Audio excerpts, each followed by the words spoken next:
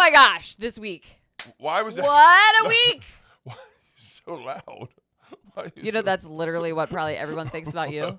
What's Why are the- you yelling all the time? What's the reason you're so loud? Because this week has been absolutely incredible. Incredible week. Amazing week. Insane. We Insane week. have grown, and we had our first team meeting with the additional employees. It was a big quarterly team meeting. Yeah, it was big quarterly. awesome. Yeah, big So quarterly meeting. good. Yeah.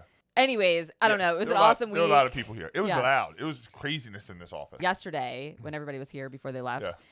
you said like the energy in this office is so good, and it has. It's been so just Buzzing. yeah, a buzz, buzzing. A buzz. Like a buzz. it felt like everything was just moving nonstop all the time, and I really loved it. A buzz. What's crazy is to think, we were at dinner and Kim said, it's interesting, Kim being my wife. Your lovely wife. She said, it's really interesting seeing this company go from a company of one, Mm-hmm. me, to the company the size it is now. Yeah. And it's really, I know. exciting. It's It's exciting. awesome. It's exciting. It's Well, exciting. listen, we could talk about our team and how awesome this week has been, but I have We something could. really important to talk to you could. about. We could. Something really important. Actually, it's kind of like the traffic that's been happening in this office this week. Okay. Tell But me more. traffic. There's not enough of it. People will not stop complaining about the lack of traffic. Woo! It's Friday! They need that kind of energy.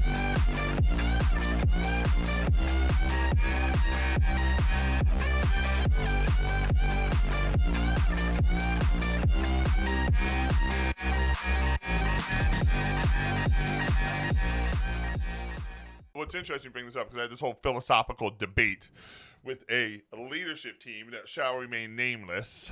We had this big debate.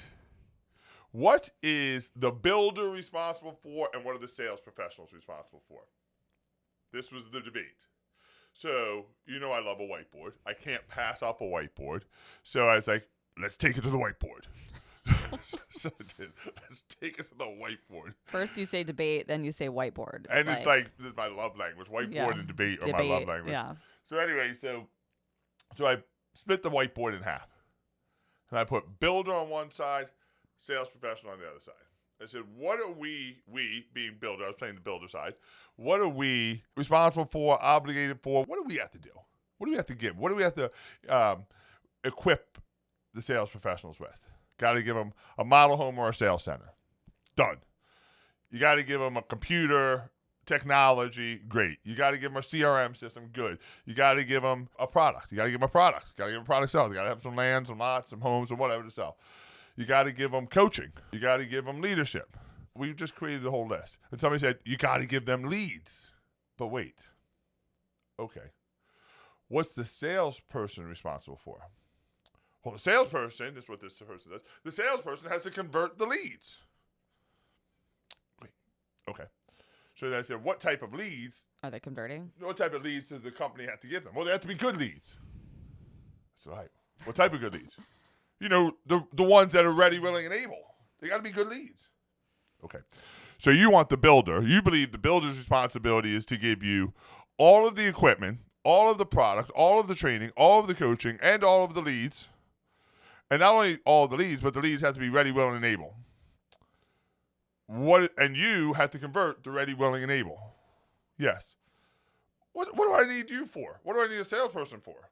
If all you have to do is convert ready, willing, and able leads in a beautiful model home, a beautiful sales center with great product, great incentives, great promotion, no, that's just not how it works. So sales professionals are responsible for driving leads. I know I'm going to get a lot, right? Yes, marketing is responsible for helping promote the brand and drive traffic, but salespeople are responsible for driving leads just as much as the companies are, in my opinion. Now, here's the thing. You have three lead sources. You have self-generated, you have OSC, and you have walk-in. These are the three. Now, everybody right now is saying realtors. Okay. Hold your horses. All right. So if you look at it, where did your sales come from? Look at where your sales come from. So if you looked at your last 10 sales, where did they come from? Walk-in, OSC, or from you? Which ones? Well, I would tend to bet that right now, 99% of your sales come from OSC, and walk-in. That's where I'd say most of your leads come from. Most of your leads come from these. Realtors would be if they walked in, if they set an appointment with OSC or they walked in, that's a walk-in traffic. But if you built a relationship with realtors and they scheduled an appointment, that's from you.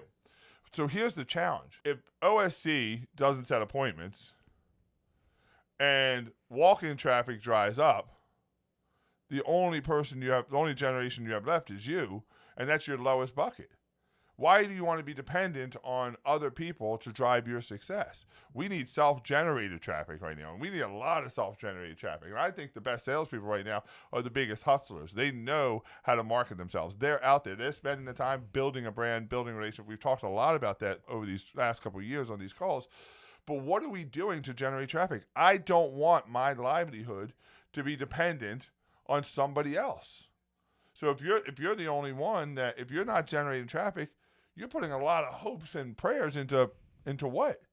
You're hoping that OSC converts. I want the self-generated traffic to drive all the other numbers down. I don't think 60% of your leads. I'm gonna probably get some phone calls from other vendors here, but I don't think you should want 60% of your sales coming from OSC. I don't want to lower the OSC number by doing less with OSC. I love OSCs. I think they're vital. But I'm going to lower that number by increasing my other number, my self-generated traffic number.